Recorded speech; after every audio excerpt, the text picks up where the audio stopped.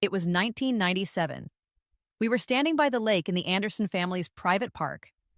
A woman grabbed my hand, a challenging smile on her face. The moment she pulled me, I pulled back with equal force.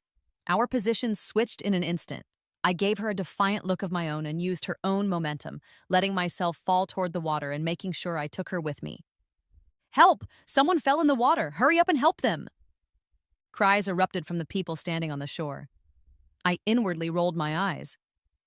The woman I was holding, Clara, struggled against me, trying to swim back to the edge, but I kept pulling her deeper into the lake. "Alice, what are you doing?"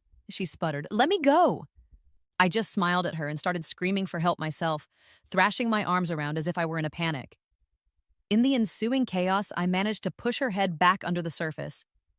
As soon as she came up for air, my flailing arms sent her down again. This happened several more times before I saw someone finally jump into the water to rescue us.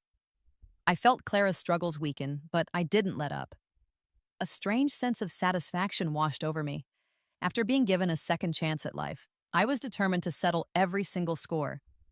I remembered this moment all too well. In my previous life, it happened on the exact same day. Clara had just returned from overseas and asked to meet me here.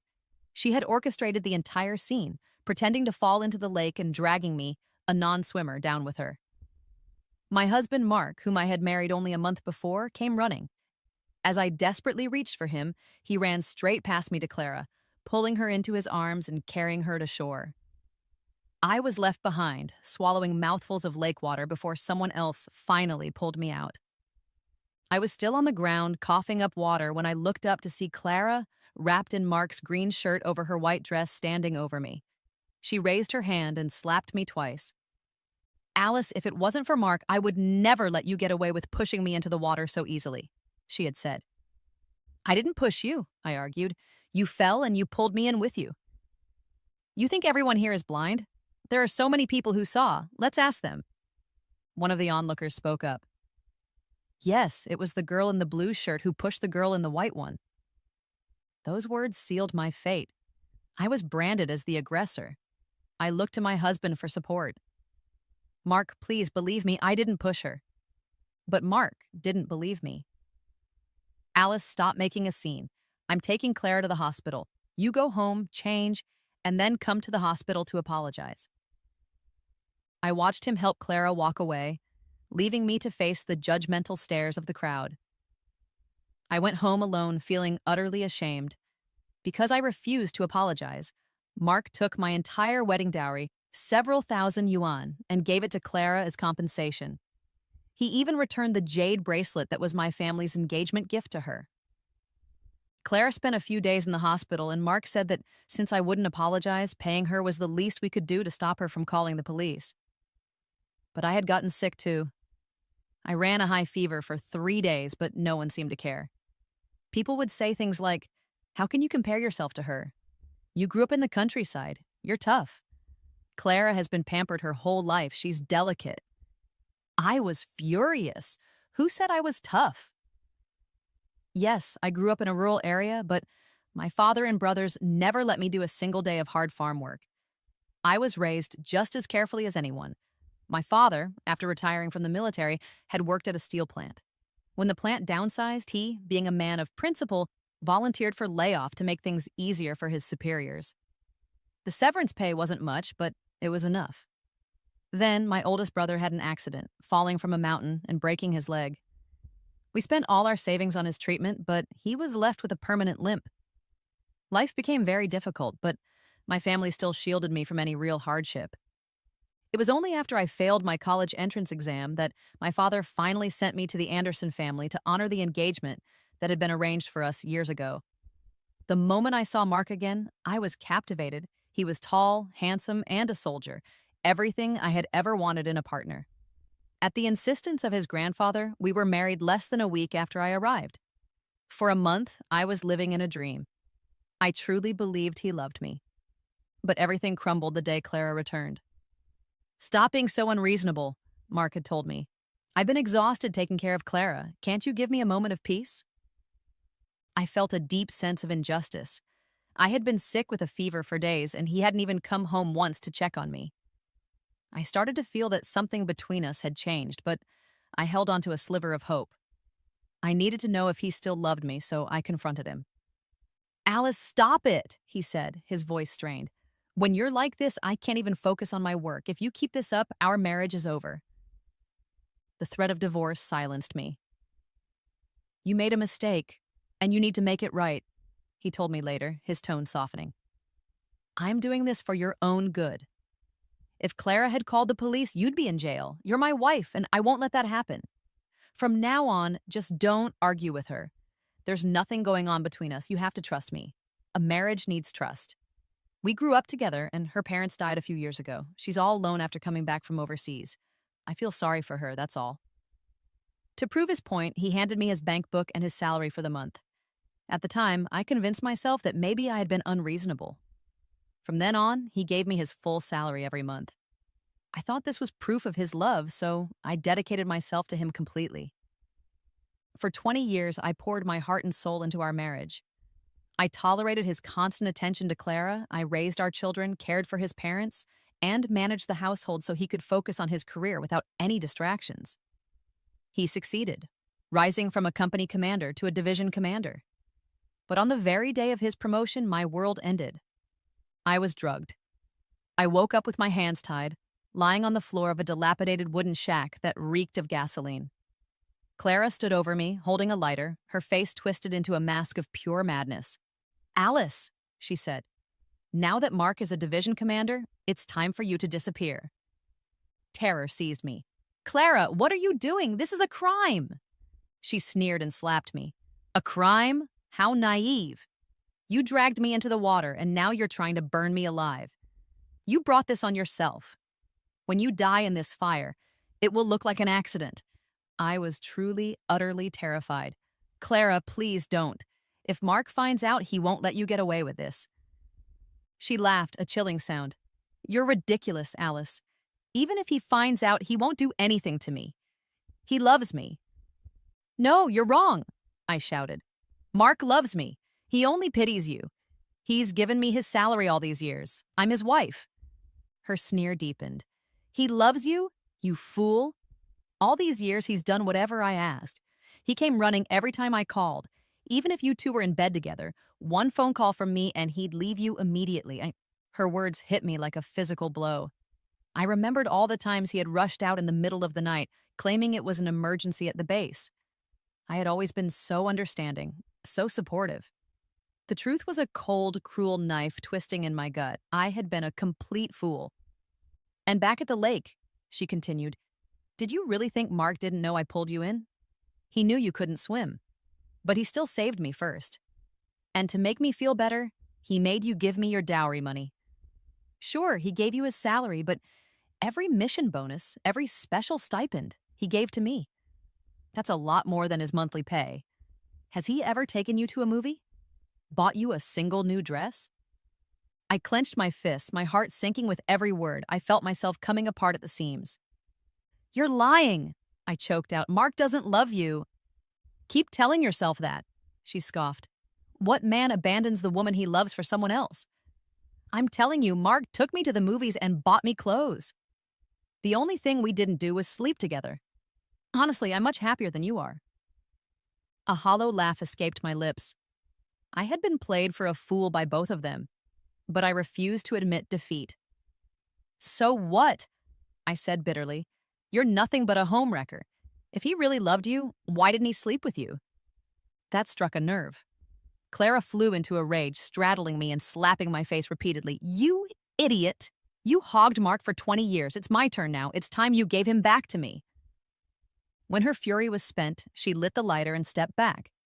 The reality of my situation finally sank in, and I panicked. I'll divorce him. I'll step aside. We don't have to do this. She just laughed. It's too late. Now that he's a division commander, do you think he'd throw away his career for a washed-up wife? You have to die. Only then can he marry me without any complications. Go to hell. She tossed the lighter onto the gasoline-soaked floor. Flames erupted instantly. At that exact moment, I heard Mark screaming my name. Mark, help me! I screamed back. Clara started shouting too. Mark, help! Alice has lost her mind. She's trying to burn me alive. I saw Mark burst through the doorway, but the moment he saw Clara standing just outside the ring of fire, he didn't even look at me.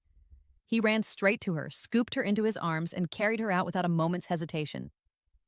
In that instant, I finally woke up from the lie I had been living for 20 years. It was time to let go.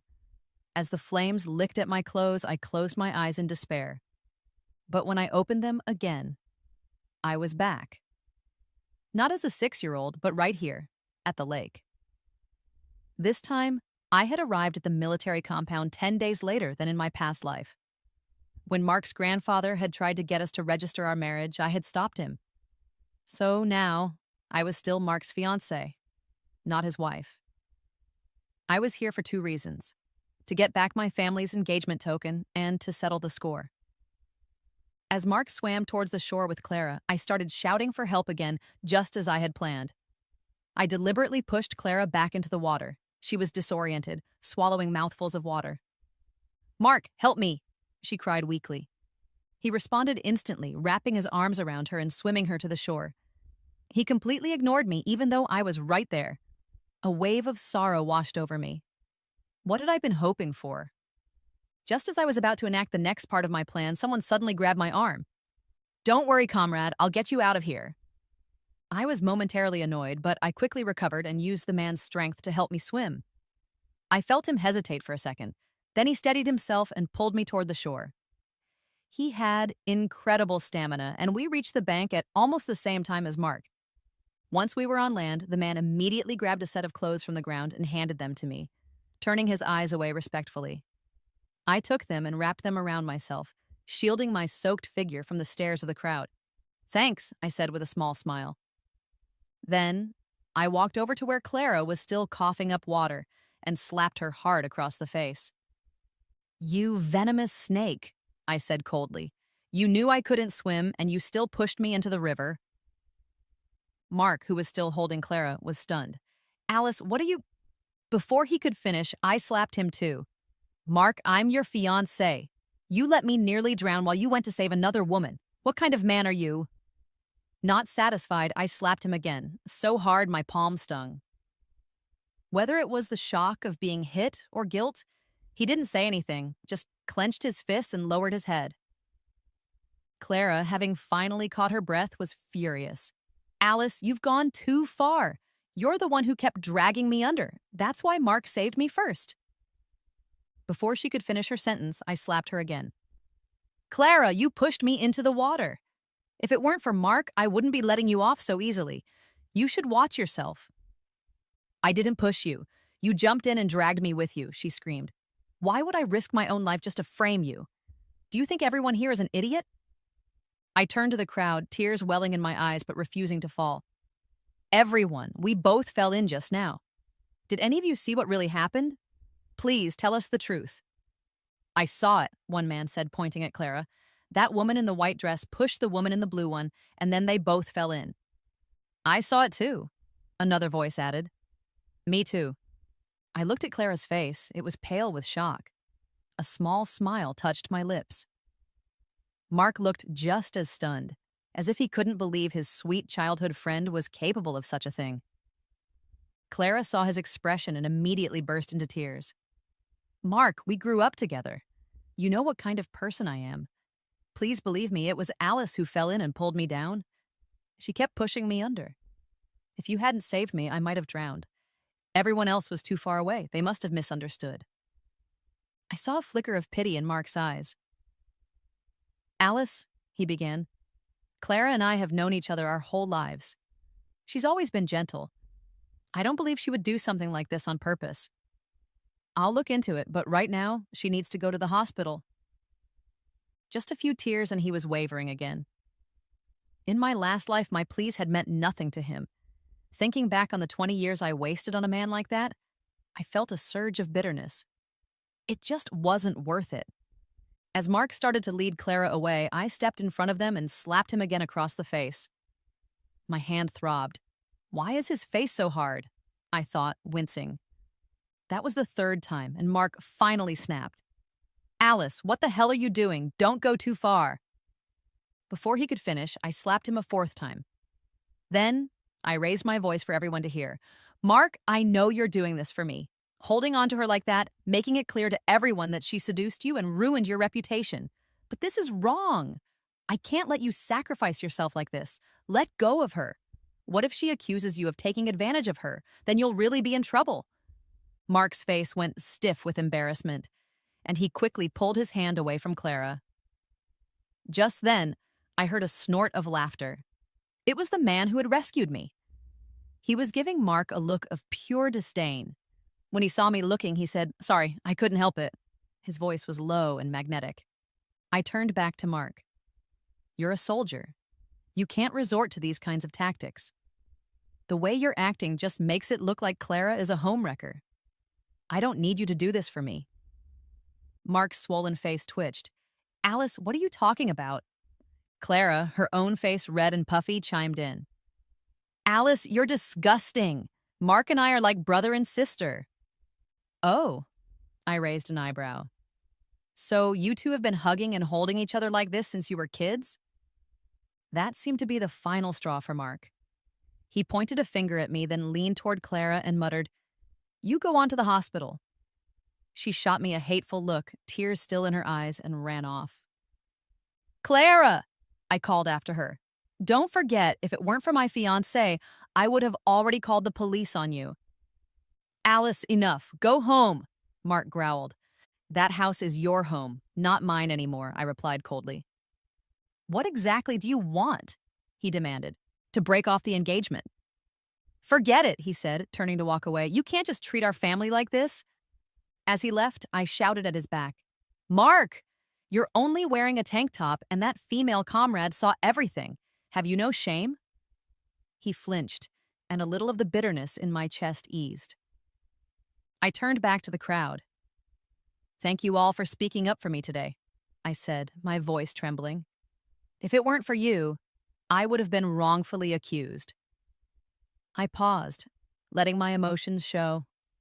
I know I shouldn't have come here to force Mark to honor our engagement. I know I shouldn't have tagged along when he was taking that woman to the movies, ruining their date.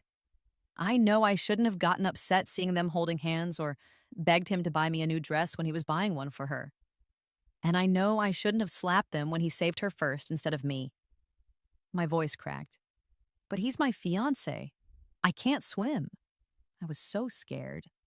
I looked so heartbroken that the onlookers began to murmur in sympathy. "Poor girl," one woman said. "Why marry a man like that?" "Yeah, and that other woman is no good either," someone else added. "She knew he had a fiancé and still acted that way." An older woman approached me. "Sweetheart, if you haven't married him yet, take my advice and don't. I can introduce you to plenty of good young men, much better than him." I listened to them all scolding Mark and Clara, then bowed my head slightly. I'm sorry for taking up everyone's time with my personal problems. As the crowd began to disperse, I started walking away. "You're just going to leave like that?" a voice said from behind me. It was the man who had saved me. "Aren't you being a little cold?" I turned. "What does it have to do with you?" "That's not the right attitude," he said. "I just pulled you out of the water. Is this how you thank your savior?" "I didn't ask you to save me," I snapped. My plan had been to publicly shame Mark while I was in the water, but this man had interfered. "You ruined my plan, honestly. Saving me was a waste." He just raised an eyebrow. "And my clothes?" "What?" "The outfit I gave you. I bought that brand new for a blind date." I scowled, wanting to throw the clothes in his face. But then I remembered how I had returned home soaked and humiliated in my past life. It wouldn't be practical to return them now. "Give me your address," I said. "I'll wash them and bring them to you." "Guest house at the 3rd Battalion," he replied. That was the guest house for Mark's unit. I finally took a good look at the man. He had close-cropped hair, intense eyes, and a tall, straight posture. He was wearing just a white tank top now, his muscular arms exposed. He met my gaze calmly. "Don't blame me," he said. "You're the one who was staring." I rolled my eyes. "Who are you?" "Corporal Leo from the 13th Regiment," he said. "All right, got it. I'll bring them back once they're washed." "I'm staying for a week," he said. "Bring them tomorrow." As I walked away, I heard another man approach him. Leo, I've been looking everywhere for you. And here you are, staring after some girl. What are you going to tell the woman the commander's wife set you up with? Caught a big fish, Leo replied with a grin. Go change your clothes, his friend said. This date was an assignment. You have to go. I have something urgent to deal with, Leo said, already walking away. You go. Hey, you can't just leave me to meet two women by myself, his friend shouted after him. I kept my head down and walked toward the bus stop. A car pulled up beside me. Alice, hop in, Leo's voice said. I'm heading back to the guest house. I'll give you a ride. I glanced down at my disheveled state and got in. The ride was quiet for a few moments. If you hate Mark so much, why not just call off the engagement? He asked. You think it's that simple? I retorted. Isn't that why you came here? I stayed quiet. He was right. That had been my original plan. But I couldn't stand the thought of letting them off so easily. The memory of my death in my past life still haunted me. For years after being reborn, I had told myself to stay away from Mark, but the knot of resentment in my heart wouldn't loosen. This revenge had to be served. Nothing in the world is truly difficult if you're determined enough, Leo said, surprisingly perceptive. I'd say you're already halfway there. Why are you meddling in other people's business? I muttered. When I got back to the compound, I went straight to the Anderson residence. Mark's mother was sitting on the sofa. The moment she saw me, she tried to slap me, but I caught her wrist. You country girl, no manners, she shrieked. Do you think I'd ever accept a daughter-in-law like you if it weren't for the old man? What you did today reflects on all of us.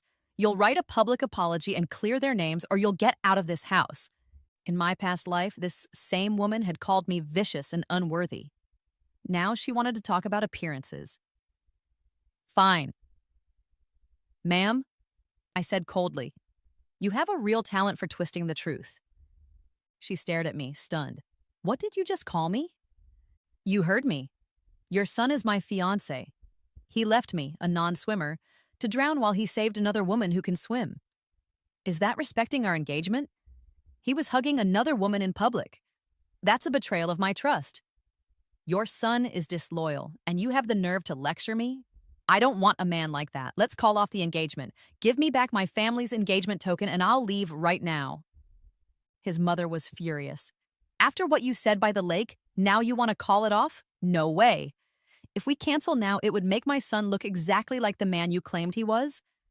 She wanted to save her son's reputation and pin all the blame on me. Ma'am, I said, you can't have it both ways. Since you don't want to cancel the engagement, then I won't either. In that case, I think I'll go to the police. I turned and went upstairs, my mood instantly lifting. I knew her weakness was the family's reputation. There was no way she would let me involve the police. In my past life, I endured 20 years of humiliation for their so-called face. This time, their reputation had nothing to do with me. Upstairs, I started packing. Less than an hour later, the door burst open. It was Mark. Alice, I came to admit my mistake. I was wrong today. Hit me, punish me, whatever you want. Just please don't go to the police. I almost laughed. Without a word, I lifted my hand and slapped him twice. You said you'd take whatever I dished out, I reminded him. He just stood there, his face red, fists clenched. You've been hit. We've argued. So let's drop the police report, right? He asked softly. I'll file the marriage report tomorrow. I sneered. You still think I'd marry you after this? Alice, this engagement was arranged by our grandfathers. It's not a joke.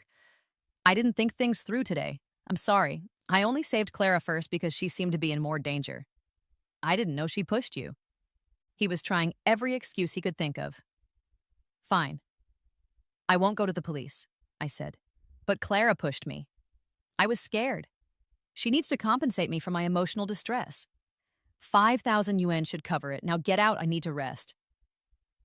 The next day, I took Leo's now dry clothes back to the military guest house and left them at the front desk for him. That night, I went to find a quiet place to call my brothers, but near the park, I saw Mark and Clara talking.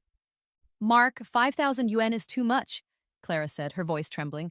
I don't have that kind of money. I swear I didn't push her. She has witnesses, Mark replied grimly. If she reports this, you'll go to jail. I have just over 2,000, she said quickly. You can take it, but I'm innocent. I know, Mark said, his frustration showing. Don't worry, I'll cover the rest when my salary and bonus come in. It's all my fault. If only my parents were still alive, Clara whimpered, and Mark's irritation seemed to grow. He seemed on edge, maybe because of how I'd treated him, or maybe he was just tired of Clara's constant neediness. Mark, what's wrong? She asked softly. Don't you want to take care of me anymore? No, I promised your parents I would. Then how about we go see a movie this weekend? She asked. He was about to decline, but she started to cry. I knew it. Just leave me here to be bullied. He softened. Don't cry, he said gently. Fine, I'll take you to a movie this weekend. She immediately smiled and threw herself into his arms. I knew you wouldn't forget about me. Mark froze and tried to push her away. Clara, I'm engaged. You can't act like this. Even though I had already decided to end things, seeing them embrace still stirred a sour feeling in my gut. I stepped out from the shadows, grabbed Clara by the hair, and yanked her away from him. You shameless tramp, I snapped, slapping her face again and again. I didn't stop until Mark grabbed my wrist. Alice, stop it. Let her go. Hit me if you want to hit someone. There's nothing between us. I released Clara's hair and she lunged at me, raising her hand to strike. I simply lifted my foot and kicked her in the stomach, sending her to the ground. Clara, Mark is still my fiancé. Stop hanging all over him. If I catch you again, I'll beat you again. Every single time. My voice was loud and a small crowd of onlookers had started to gather. You're lying, Clara shouted from the ground. I didn't do anything. Oh, really? I mocked. Then why were you all over my fiancé? Anyone who saw would think you have no shame. Seeing the judgmental looks from the crowd, Clara clutched her face and ran away. Mark, embarrassed and angry, grabbed my wrist and dragged me back toward his family's house. Once inside, he let me go. I looked at the red marks on my wrist and slapped him hard, once on each cheek. His mother pointed a trembling finger at me. Break it off! Get out of my house, you shrew! How dare you hit my son? I didn't say a word. I went upstairs, grabbed my suitcase, and came back down. I slammed the gold engagement pendant on the table. This is your family's token. I'm returning it. Give me my family's token and I'm gone. Fine, wait here, his mother snapped, but Mark blocked her. I'm not calling off the engagement, he said firmly. Tomorrow, I'm filing the marriage report. His mother stared at him as if he were insane. You're marrying a woman like that? Absolutely not. Mom, I messed up, he muttered. Messed up or not, she shouldn't be hitting you. Just marry Clara. Mom, stop it, Mark shouted. There's nothing between me and Clara. Listening to them argue made me sick. I left the house and went straight to the military guest house. Mark chased after me. Alice, you're my fiancé. You can't stay out here. I'm filing the report tomorrow. Mark, are you deaf? We're done. The engagement is over. Stop bothering me. I was trying to pull away from him when a voice cut in. This is a new society, Leo said, stepping out of the shadows with a cigarette. People have the freedom to love. What's a company commander like you doing, forcing a woman against her will? This is between me and my fiancé, Mark snapped. Leo smirked. Alice, are you his fiancé? No, I said. You heard her, Lieutenant Anderson, Leo said, flicking his ash. She said no. I suggest you let her go. Mark hesitated. Alice, he said softly, I know you're still angry. I'm sorry. I'll call my dad and see if he can help your brothers find good jobs. That set me off. In my past life, I begged him for years to help my brothers, and he never did. Now they had their own successful careers and needed nothing from him. Get lost, I shouted. Fine, I'll go, he said quietly. Get some rest. I'll find you tomorrow. After he left, I checked into the guest house. As I was heading up the stairs, I ran into Leo again. He took my suitcase without asking. What floor? Third. You really broke it off. What's it to you? You've been snappy since I met you, he observed. I didn't do anything. In fact, I saved you. You don't have to be so rude. The next morning, I returned to the Anderson home. Amid his mother's curses, I finally got back my family's heirloom, a genuine imperial jade bracelet. In my past life, Mark had given it to Clara. Now it was finally back with me. As I walked out, I ran into Clara. She shoved a thick wad of cash into my hands. 5,000 wien, she said, looking like she was about to cry. Not a cent less. I found it hilarious that she was so upset over money that wasn't even hers. I tucked the cash away and smiled at her. We're even now. The past is over. It's time for me to start a new life. I took a cab to the train station and bought a ticket home for the following Monday.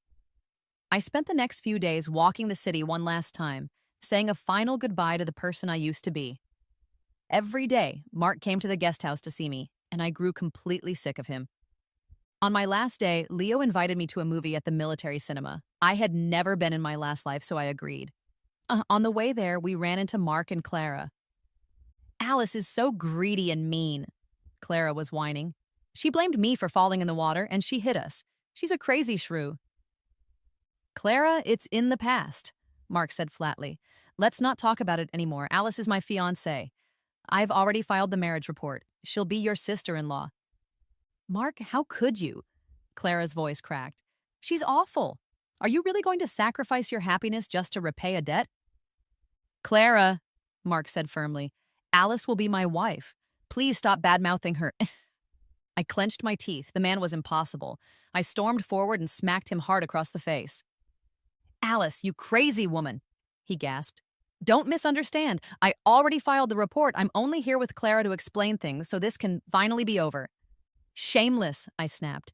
We already broke up. Stop telling people I'm your fiancé. You're going to ruin my chances of finding someone else. I turned and walked away, not looking back. Mark tried to follow, but Clara clung to his arm. The mood was ruined. I spotted a convenience store. Boss, 1 bottle of soda, I said. 2 bottles, Leo chimed in, appearing beside me. You ditched me in public. That's kind of rude. I had completely forgotten about him. He paid for the sodas and handed one to me. My treat. I don't accept favors, I said, but he shoved it into my hand anyway. I saw you slap him, he said, grinning. Looks satisfying. Does your hand hurt? I ignored him and headed for the bus stop. We agreed to watch the movie, he said, following me. I already bought the tickets. I stopped and looked at him. In my past life, I remembered reading that he had died on a mission just 2 years after promotion. He had helped me, saved my life even. If you've got time to talk, I told him, you'd be better off putting that energy into your training. Only with hard training can you increase your chances of survival on the battlefield. He looked surprised, then broke into a huge, toothy grin. Are you worried about me? Relax. I have a tough life. I'll be fine. I'm heading back tomorrow, I told him. After all these years in the military, I've never watched a movie, he said. You already invited me. Don't back out now. I found myself nodding. The movie was uneventful. As we were leaving, we bumped into Mark and Clara again. Mark walked over to me. We were just shopping. The marriage report should be approved in a few days. I couldn't help but laugh. This has nothing to do with me, Mark. We already broke up. Why are you still filing marriage reports? It's absurd. Don't make me hit you in public again. Leo watched me and smiled. Alice, thanks for watching the movie with me. Can I treat you to dinner? I didn't hesitate and followed him away from Mark. I'm returning to my unit tomorrow, he said later. Can I get your phone number? I was about to say I didn't have one when my bag started buzzing. It was my second brother. I declined the call. Before I could stop him, Leo took the phone from my hand. A moment later, his own pocket started ringing. He handed the phone back. A new contact was saved. Leo. That's my number, he said. Call me if you ever need anything.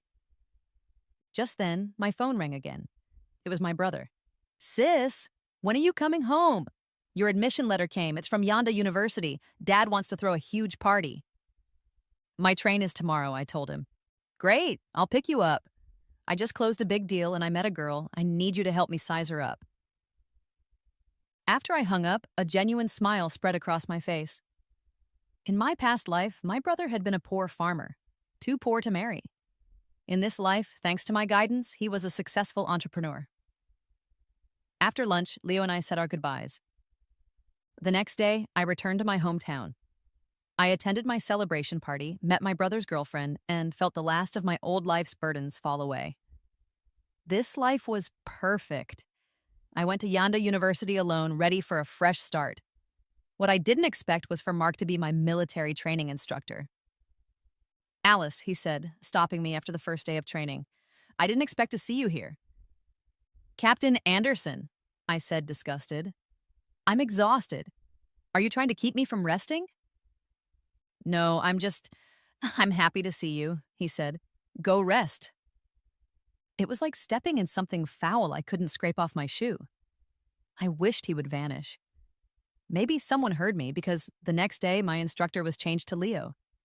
He acted like he didn't know me. On the first day, he made me stand in a military posture for hours. I was exhausted. That night, my roommates gushed about him.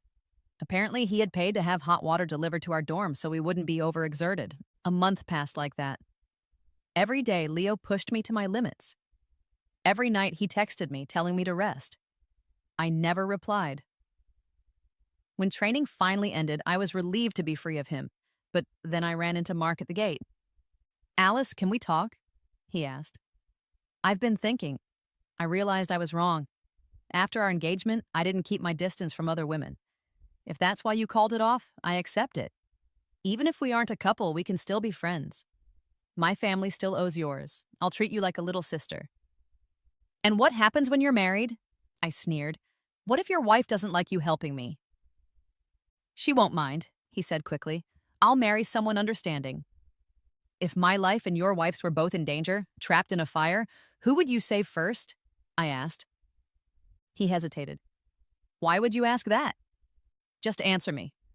By protocol, he said, his voice cold and clinical.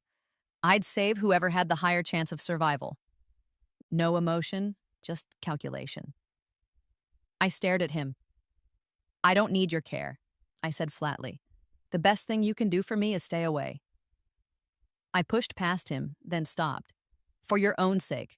When you do get married, treat your wife better. Then I walked away.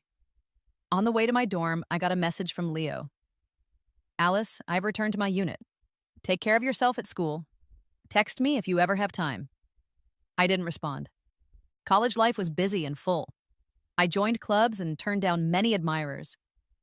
In my senior year, I heard Mark had married a woman named Wendy, left the army, and taken a civilian job. Hearing it didn't make me happy. I just didn't care anymore. The night before graduation, I got another message from Leo. Sorry, Alice, I can't be at your graduation. I'm being deployed for a while. Take care of yourself. Fear and panic churned inside me. For the past few years, despite my rejections, he had been persistent, texting me every day, visiting when he could.